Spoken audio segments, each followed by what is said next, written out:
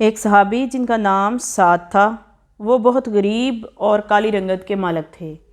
ایک بار وہ روتے ہوئے نبی اکرم صلی اللہ علیہ وسلم کی بارگاہ میں حاضر ہوئے اور عرض کی، یا رسول اللہ صلی اللہ علیہ وسلم، میں رنگت کا سیاہ ہوں، میرے پاس کوئی مال و دولت نہیں ہے، کیا مجھے اس کی وجہ سے جنت میں داخل کیا جائے گا؟ رسول اللہ صلی اللہ علیہ وسلم نے فرمایا، اللہ تعالیٰ مال و دولت اور رنگ کو نہیں دیکھتا ہے، انسان چاہے امیر ہو یا غریب، اللہ تعالیٰ تو بس بندے کے ایمان کو دیکھتا ہے، اس کا ایمان کتنا مضبوط ہے۔ انہوں نے کہا، رسول اللہ صلی اللہ علیہ وسلم، میں ایک کمزور بنو سلیم قبیلے سے تعلق رکھتا ہوں، مجھے کوئی رشتہ نہیں دیتا کیونکہ میں رنگ کا کالا ہوں، بہت ہی غریب ہوں۔ اسی وقت نبی اکرم صلی اللہ علیہ وسلم نے مدینے کے بہت ہی بڑے سردار کا نام لیا، کیا وہ یہاں موجود ہے؟ جن کا نام عمر بن وہب تھا۔ صحابہ نے جواب دیا، یا رسول اللہ صلی اللہ علیہ وسلم، آج وہ یہاں موجود نہیں ہے۔ عمر بن وہب کو اللہ تعالیٰ نے بہت ہی خوبصورت بیٹی سے نوازا تھا۔ آپ صلی اللہ علیہ وسلم نے اس صحابی کو عمر بن وہب کے گھر بھیجا کہ تم عمر بن وہب کے گھر جا کر میرا یہ پیغام دو کہ آقا دو جہان حضرت محمد صلی اللہ علیہ وسلم نے آپ کے لیے یہ پیغام بھیجا ہے کہ آپ اپنی بیٹی میرے نکاح میں دے دیں۔ چنانچہ حضرت سعد خوشی سے حضرت عمر بن وہب کے گھر گئے اور نبی اکرم صلی اللہ علیہ وسلم کا پیغام دیا کہ اللہ کے نبی چاہتے ہیں کہ آپ اپنی بیٹی کا نکاح میرے ساتھ کر دیں۔ عمر بن وہب نے صحابی کو بڑے غصے سے کہا، تیری یہ ہمت، تم نے اپنی شکل و صورت دیکھی ہے، تم میرا مال و دولت دیکھ کر میرا مقابلہ کس طرح کر سکتے ہو؟ عمر بن وہب کو لگا کہ سعد جھوٹ بول رہا ہے۔ عمر بن وہب نے سعد کو کہا، تم یہاں سے چلے جاؤ ورنہ مجھ سے برا کوئی نہیں ہوگا۔ سعد عمر بن وہب سے یہ سب باتیں سننے کے بعد وہاں سے چلا گیا۔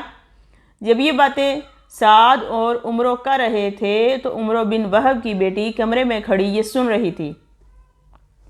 جب عمر بن وہب نے سعد کو وہاں سے بھگا دیا تو بیٹی نے باپ کو کہا، ابا جان، آپ سوچ لو کہ تم کیا کہہ رہے ہو، آپ نبی اکرم صلی اللہ علیہ وسلم کے بھیجے ہوئے رشتے کو ٹھکرا رہے ہو۔ مجھے کالے اور گورے رنگ سے کوئی فرق نہیں پڑتا، میں تو اس لیے خوش ہوں کہ میرے نبی اکرم صلی اللہ علیہ وسلم نے میرے لیے لڑکا چنا ہے۔ ابا جان، آپ بہت ہی بڑی غلطی کر رہے ہو، میں نبی اکرم صلی اللہ علیہ وسلم کے چنے ہوئے لڑکے سعد سے نکاح کے لیے تیار ہوں۔ بیٹی کے منہ سے یہ الفاظ سن کر عمر بن وہب بھاگے بھاگے نبی اکرم صلی اللہ علیہ وسلم کے پاس چلے آئے۔ آپ صلی اللہ علیہ وسلم اس وقت مسجد میں ہی موجود تھے۔ جب عمر بن وہب نے حضور اکرم صلی اللہ علیہ وسلم کے پاس مسجد میں پہنچے تو آپ نے ابن وہب کو کہا، اے عمر بن وہب، آپ نے میرے بھیجے ہوئے رشتے سے انکار کیوں کیا؟ عمر بن وہب نے نبی اکرم صلی اللہ علیہ وسلم سے عرض کی، یا رسول اللہ صلی اللہ علیہ وسلم، مجھ سے غلطی ہو گئی، آپ صلی اللہ علیہ وسلم مجھے معاف فرما دیں۔ عمر بن وہب نے آپ صلی اللہ علیہ وسلم سے عرض کی، یا رسول اللہ، آپ نکاح پڑھنا شروع کریں، میں اپنی بیٹی کی شادی سعد رضی اللہ تعالیٰ عنہ سے کروانے کے لیے تیار ہوں۔ آپ نے سعد کا نکاح عمر بن وہب کی خوبصورت بیٹی سے پڑھایا۔ نکاح میں 400 درہم حق مہر قرار کیا تو نبی اکرم صلی اللہ علیہ وسلم نے سعد کو حکم دیا، اے سعد، جاؤ عمر بن وہب کی بیٹی یعنی اپنی بیوی کو لے آؤ۔ اس وقت آج کے جدید دور کی طرح شادی بیاہ پر بڑے بڑے اخراجات نہیں ہوتے تھے۔ حضرت سعد رضی اللہ تعالیٰ عنہ نے عرض کی، یا رسول اللہ صلی اللہ علیہ وسلم، میرے پاس تو 1 درہم نہیں ہے، میں 400 درہم کہاں سے لے کر آؤں گا؟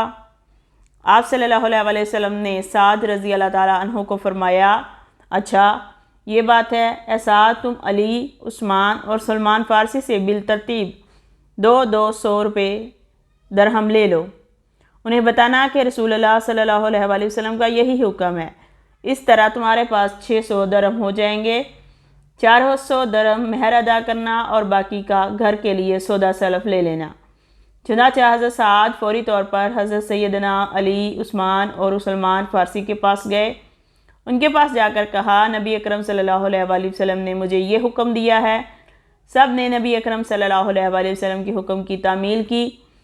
رقم وصول کرنے کے بعد سعد بہت ہی خوش تھے، میری بہت ہی خوبصورت اور حسین و جمیل بیوی ہے۔ اس دن سعد کی خوشی کے جذبات ہی کچھ الگ تھے۔ سعد نے دل میں سوچا کہ میں پہلے بازار سے گھر کے لیے سودا سلف لے لوں، پھر اپنی بیوی کو لینے جاؤں گا۔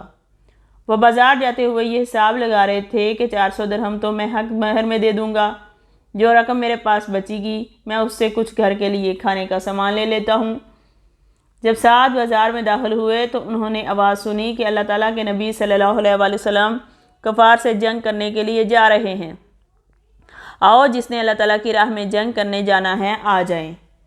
یہ آواز سنتے ہی سعد بھی نبی اکرم صلی اللہ علیہ وآلہ وسلم کے ہمراہ جنگ کے لیے روانہ ہو گئے۔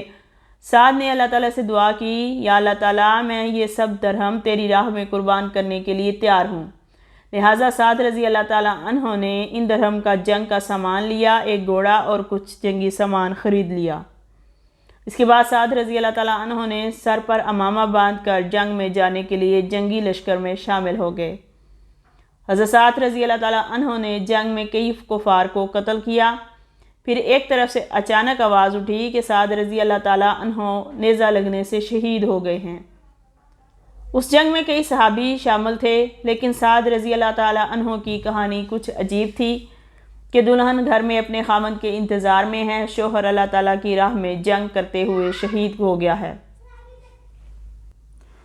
جب رسول اکرم صلی اللہ علیہ وآلہ وسلم کو شہادت کی بارے میں علم ہوا تو آپ صلی اللہ علیہ وآلہ وسلم حضرت سعد کی لاش کے پاس آئے، سعد کا سر مبارک اٹھایا اور اپنی گود مبارک میں رکھا، اپنے دامن مبارک سے سعد کے جسم سے مٹی کو صاف کیا تو حضرت سعد کے جسم مبارک سے مٹی کو صاف کرتے ہوئے پہلے روئے، پھر مسکرائے اور فرمایا، اے سعد، تم اللہ تعالیٰ اور اس کے رسول صلی اللہ علیہ وآلہ وسلم کے پاس بہت ہی مقبول اور پیارے ہو گئے ہو، تمہارے جسم سے بہت ہی خوبصورت خوشبو نکل رہی ہے۔ میں خانہ کعبہ کی قسم کھا کر کہتا ہوں، سعد حوض کوثر پر پہنچ چکے ہیں۔ پاس کھڑے صحابہ کرام پوچھنے لگے، یا اللہ کے نبی، اس میں کیا حکمت پوشیدہ ہے کہ آپ پہلے روئے پھر مسکرائے، ایک طرف چہرہ مبارک پھیرا؟ آپ صلی اللہ علیہ وآلہ وسلم نے ارشاد فرمایا، میں سعد کی محبت میں رویا تھا اور میں پھر مسکرایا اس لیے تھا کہ میں نے دیکھا اللہ تعالیٰ نے حضرت سعد رضی اللہ تعالیٰ عنہ کو جنت میں اعلیٰ مقام ان سے نوازا ہے۔ اللہ تعالیٰ نے حضرت سعد رضی اللہ تعالیٰ عنہ کو اعلیٰ مقام عطا کرنے کے ساتھ ان کے نکاح میں کئی حوریں دی۔